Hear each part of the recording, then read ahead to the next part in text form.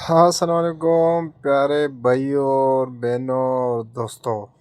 آج کی ویڈیو بہت ہی خاص ہونے والی ہے اور بہت ہی خصوصی میسج والی ہونے والی ہے۔ آج کی ویڈیو کے کہانی کا ٹائٹل ہے حضرت سلیمان علیہ السلام اور چمگادڑ کی حکمت۔ جب اللہ کے نبی سلیمان علیہ السلام نے چمگادڑ سے مشورہ کیا تو اس وقت اللہ کے 4 مخلوقات شکایت اور حاجت لے کر حاضر ہوئے۔ پہلی سورج عرض کی، یا نبی اللہ سے دعا کیجئے کہ مجھے بھی باقی مخلوقات کی طرح ایک ہی جگہ میں سکونیت دے دی جائے اور میں مشرق و مغرب کے درمیان مسلسل حرکت سے تک چکی ہوں۔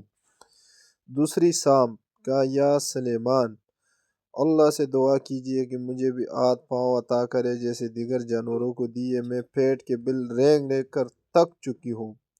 تیسری ہوا کا، یا نبی اللہ میں مسلسل بے مقصد ادھر ادھر بھٹکتی رہتی ہوں، میرے لیے اللہ سے سکون کی جگہ مانگے۔ چوتھی پانی کا، یا سلیمان میں کبھی زمین میں کبھی آسمان کے نیچے ہر جگہ پھیر رہا ہوں، نہ مجھے ٹھکانا ہے نہ ٹھہراؤ، اللہ سے کہے کہ مجھے ایسی جگہ عطا کرے جہاں میں رک سکوں اور جو مجھے چاہیے وہ میرے پاس آئے۔ سلیمان علیہ السلام نے پرندوں کو مشورے کے لیے بلایا، ان میں چمگادڑ بھی تھا، سب سے چھوٹا سب سے کمزور۔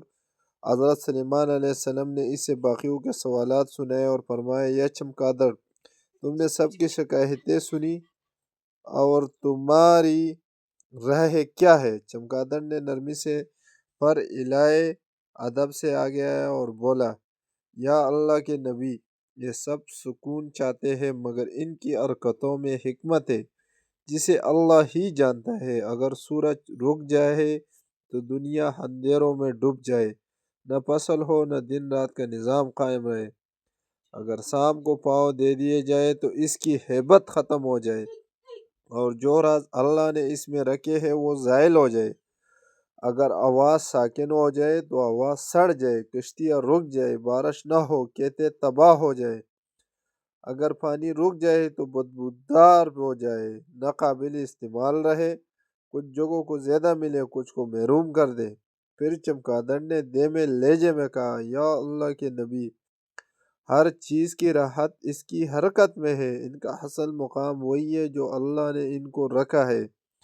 اللہ نے کوئی چیز بے مقصد نہیں بنائی اور جس شکوے میں ہم مبتلا ہے اسی میں اللہ کی کوئی نعمت چھپی ہوتی ہے جو صرف غور و فکر کرنے والوں کو نظر آتی ہے۔ سلیمان علیہ السلام مسکرائے، پرندے اور جانوروں کی طرف دیکھا اور فرمایا، چمگادڑ نے سچ کہا، اگرچہ کمزور ہے لیکن تم سب سے زیادہ سمجھدار نکلا۔ اللہ کا شکر ادا کرو کیونکہ تم میں سے ہر ایک کے وجود میں ایسی حکمت ہے جو صرف وہی جانتا ہے جسے اللہ نے بصیرت عطا کی ہو۔ یہ سن کر سورج شرمندہ ہو گیا، شام خاموش ہو گیا، ہوا تھم گئی، پانی کو اطمینان ہوا اور سب اپنی اپنی جگہ پر لوٹ گئے، اس یقین کے ساتھ کہ اللہ ان کے حالات کو بہتر جانتا ہے اور اس کے ہر حکم حکمت سے خالی نہیں۔ سب کچھ اللہ نے ترتیب اور حکمت کے ساتھ بنایا۔ اللہ ہمیں اپنی